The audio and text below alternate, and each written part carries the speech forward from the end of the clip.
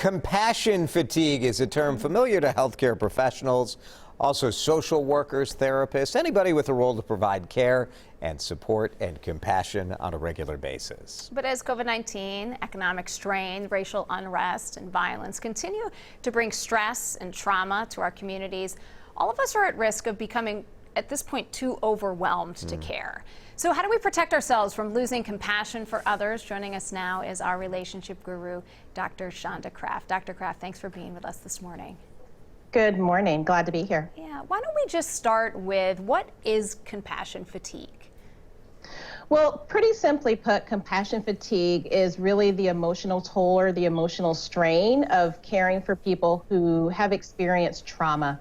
And it's sometimes referred to secondary trauma or vicarious trauma. It's really this idea of if you're someone who's in a role of caring for others or you're constantly exposed to traumatic events and stress, it's like your body and your mind kind of soak it up as a sponge. And at some point, that sponge becomes overfilled and overwhelmed, and then that fatigue sets in.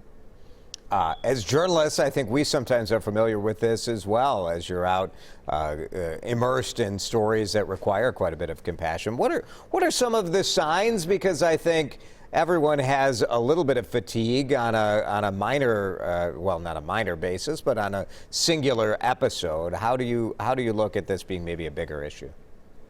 Right. So compassion fatigue is really over the course of time. So it's not just one single episode. It is this, kind of constant exposure to things that are traumatic. And at some point, the person who's providing care or whose attention is needed to that traumatic stress actually starts to take on some of the signs and symptoms of post-traumatic stress syndrome. So feeling numb, feeling depressed, feeling anxious. But we also see that people will have a lot of profound disturbances in other bodily functions. So they're not sleeping as well. Their mind's preoccupied.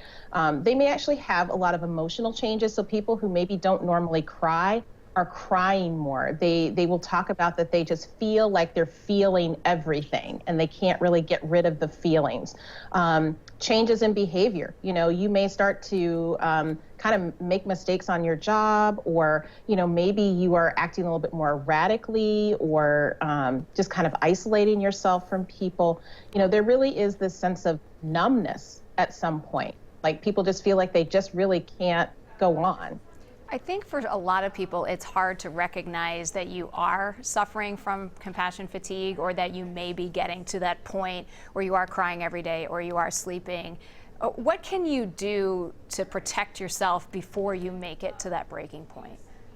Yeah, well, it is really important to try not to lash out with that anger and blame that also shows up. And, that sense of like, I just don't care anymore, because you become so overwhelmed. So while it is important to allow yourself to feel your feelings, also understand that, we're not really meant to absorb a high amount of traumatic stress on a regular basis. And so when you are feeling that overwhelmed, it is somewhat of a normal response, but some of the behavioral things that might be happening are not normal. So, really giving yourself the opportunity to say, what are the limits of my ability?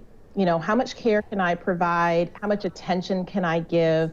And recognizing that we can't save everyone, and we can't always make all of the changes that we really want to see in the world. So sometimes we are going to have to step away. That may mean taking time off from your job if that's the source of that really high traumatic stress. It may mean turning off your social media or not watching as much news, because there's so much that's just coming at us all the time. We have to sometimes give ourselves space to step away and find someone else to talk to share our feelings before we become so despondent that our compassion's completely gone, and we're really feeling so numb that we're not a help to anyone. Dr. Craft, do you have any quick advice for people to try to support someone in their life as you watch someone going through this sort of fatigue? Yeah, I think speaking up really, really early, and just noticing if people are behaving differently, if they are more emotional than you typically see them, whether that's emotional high or emotional low. Just letting them know that you see that, asking them if they're okay, asking them if there's anything that you can do to lighten the burden, but just be honest with them and listen. It's when I use this analogy of a sponge, we all sometimes need to find a place to wring out our sponge. Yeah. And if you are that person who's the support, kind of being that bucket for them, that place for them to wring out that sponge in a patient way, in a compassionate way. And if you're that person who needs that help, I mean, it's also, I think, important to recognize that someone is reaching out, and it's better to talk through these things and work through these things with the help of someone else, whether it's a professional or whether it's a friend or a family member. Absolutely, and definitely for our workers who are on the front lines, whether that is in healthcare or in grocery stores or retail settings, as well as those of us who are, out community organizing, it is really important to just say, I need to take a break, that there are limits, and to just be honest with yourself as well. All right. Good stuff to think about, really important. Got to take care of each other. Dr. Shonda Craft, thank you so much. Thank you both.